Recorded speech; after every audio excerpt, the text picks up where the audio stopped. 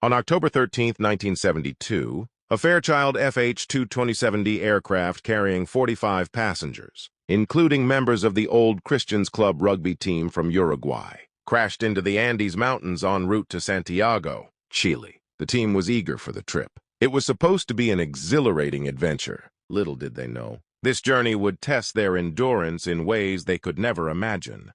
The flight began smoothly, but as they approached the Andes, the weather turned treacherous. The aircraft encountered severe turbulence, causing the pilots to misjudge their position. They believed they had cleared the mountain range, but instead, they were still deep within it. Suddenly, the plane collided with a peak, tearing off the wings in the tail section. The fuselage careened down the mountain, finally coming to a halt in a remote and desolate mountainous region at an altitude of 3,600 meters.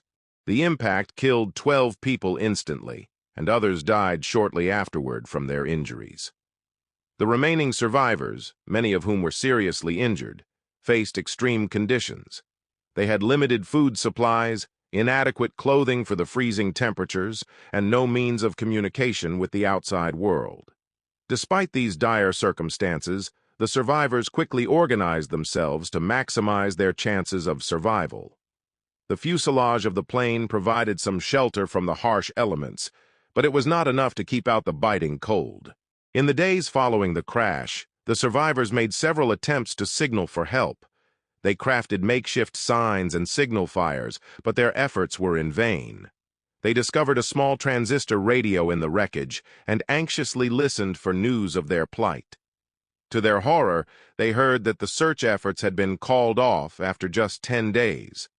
The Uruguayan, Chilean, and Argentinian search teams had scoured the mountains but failed to find any trace of the downed aircraft. Despite this devastating news, the survivors refused to give up. They rationed the scant food supplies they had, which included a few chocolate bars, assorted snacks, and bottles of wine. However, these supplies ran out quickly, forcing them to confront an unthinkable reality. As days turned into weeks, the survivors faced severe malnutrition. With no vegetation or animals for food, they were forced to make a harrowing decision. To survive, they would have to eat the bodies of the deceased. This decision was not made lightly. The survivors were devout Catholics, and the thought of cannibalism was abhorrent to them. However, their will to survive ultimately overpowered their revulsion. They prayed for forgiveness and steeled themselves to do what was necessary. The survivors used shards of glass from the broken windows to cut the flesh from the bodies, which they then dried in the sun to preserve. This gruesome sustenance provided them with the necessary calories and nutrients to endure the extreme cold and the relentless hunger. The survivors endured a series of additional hardships. On October 29th, a severe avalanche struck their makeshift shelter, killing 8 more people. Those who remained alive were buried under the snow for 3 days before they managed to dig themselves out. The avalanche not only took more lives, but also buried much of their remaining food supply, leaving them in an even more desperate situation. Yet, amid this darkness, the survivors displayed remarkable ingenuity and resilience. They crafted snowshoes from the aircraft's insulation and wire, designed makeshift sunglasses to protect their eyes from snow blindness, and used seat cushions to create insulation for their bodies. By mid-December, the survivors realized that their only hope lay in finding help themselves. Nando Parrado and Roberto Canessa, 2 of the strongest survivors, volunteered to undertake a perilous journey to find civilization. They spent several days acclimating their bodies and preparing for the trek. On December 12, 1972, more than 2 months after the crash, they began their journey. The trek was a test of sheer willpower. Parrado and Canessa battled extreme cold, altitude sickness, and exhaustion. They climbed for 3 days, reaching the top of a mountain peak, only to be confronted with a daunting sight. Endless mountains stretching as far as they could see. Despite the overwhelming landscape, they pressed on. They knew their friends' lives depended on them.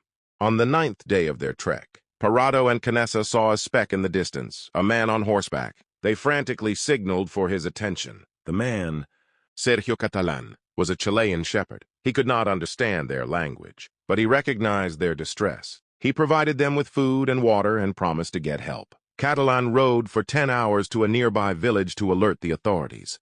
The next day, Parrado and Canessa were taken to a nearby town. where they contacted the authorities and provided information about the location of the crash site. They learned that they had trekked over 40 miles through the unforgiving Andes to reach help. Thanks to the courage and determination of Parado and Canessa, rescue efforts were immediately mobilized. On December 22, 1972, 2 months after the crash, a rescue team reached the crash site. The remaining 14 survivors were airlifted to safety. Their ordeal had lasted 72 days, but remarkably, they had endured. The news of their survival and the extreme measures they had taken to stay alive shocked and captivated the world. The story of the Andes survivors became a global sensation, a testament to the incredible resilience of the human spirit.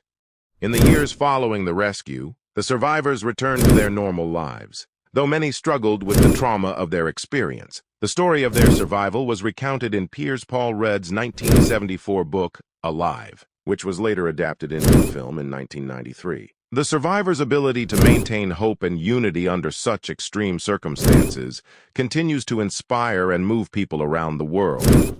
The miracle of the Andes remains one of the most compelling stories of survival against all odds. It is a powerful reminder of the strength of the human spirit. Thank you for watching this video. Hit that like button and subscribe to my channel for more interesting videos.